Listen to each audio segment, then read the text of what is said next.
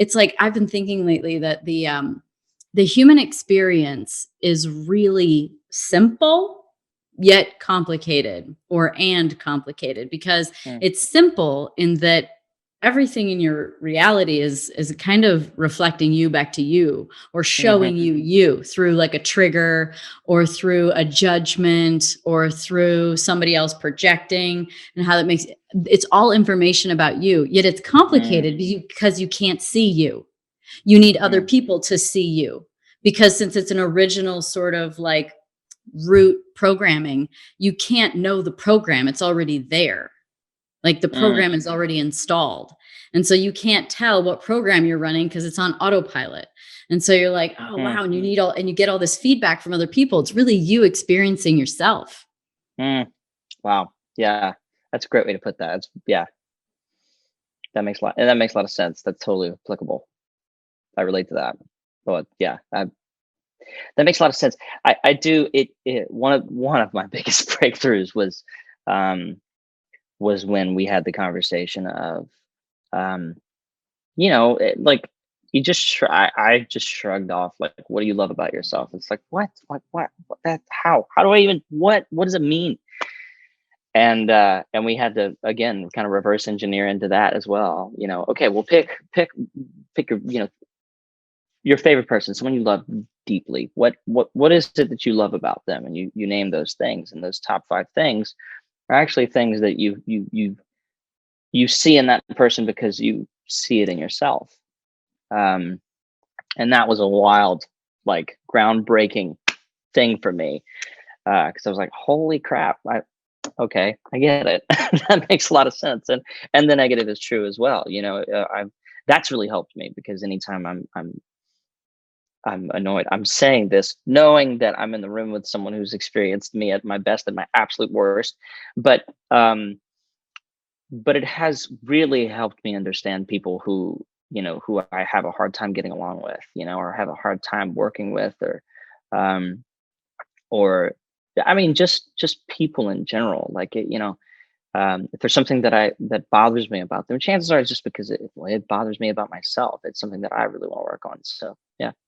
Or something you deny. That's such the common one. Mm, Like when I judge something in someone, I'm like, "Oh yeah, that's because 'cause I'd never allow myself to do that or act like that," or whatever it may be. Like, it's a denial.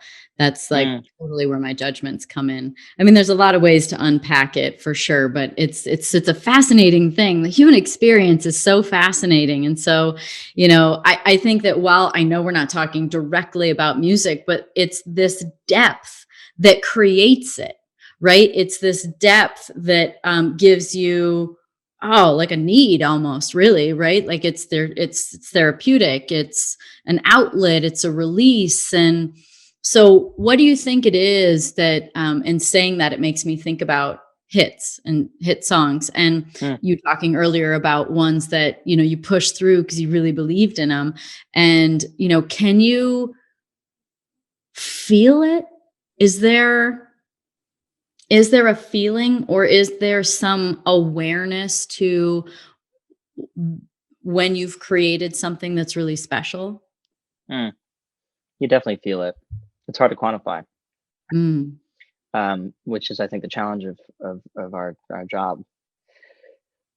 But 100%, when you've communicated something to someone very well. You How? know when you've How does that feel well, to you? I think, I mean, I guess I was speaking generally. I think when you're talking to a friend, you sort of walk away, um, like you've spoken all of your truth, you know. Mm. And I think songs can be the same way, even considering the fact that we're editing, right? You still have a purpose for the song. I start out with a title. I love starting with titles, and I've got, thousands of voice memos of music things that happen on a piano or a guitar or something I sing in the car. And I don't surprisingly have a lot of lyrical things, but I think that's because I kind of trained myself when I first started songwriting, because I knew, I have a scheduled songwriting session with someone at 11 o'clock on Tuesday, and I'm going to have to recreate the feeling I'm feeling on 3 a.m. on Saturday. So I kind of got to a place where I, like, sort of, and that makes a lot of sense in the context of things, but I held on to a lot of emotions because I knew I'd have to tap into them at some point. So, Yeah. so it's sort of it starts with the title, and the title is literally meant to be a trigger. Funny enough, and it sends you back there. And I think the songs that I've written by myself happen when they're supposed to happen. They happen in the moment. But the songs that I've written with other people, they start by yourself, and then you continue them when you're in the room with them and when you're scheduled to be there. So I think knowing that and having those songs, there's a feeling of totality and completion when you walk away and you know that you've shared all of your truth, because not only you're not just sculpting a song, you're expressing. And by nature, the more tapped in you are to that expression, the more honest you are with that expression, and the more of your truth you allow. You can say a word, it's not the same as singing a word. And when you sing a word, if you're tapped into it, you can feel it on the other end of the line. You can hear, and subconsciously we all know this. That's why we're drawn to certain songs and we're not drawn to certain songs. Certain songs feel calculated to us. We don't know why they feel calculated, but they do. They don't have an emotion on the other end. And certain people, can sing the simplest line and you just break, or there's pure joy in certain songs that feel like dance songs. And there's also a reason why dance songs, sometimes these happy songs only last so long with us, because there's only so much of that that's actually there. So, I think for me, my feeling when I know that I've really tapped into a song, I leave the studio and I just feel like, and it's not purely about like just me saying my truth.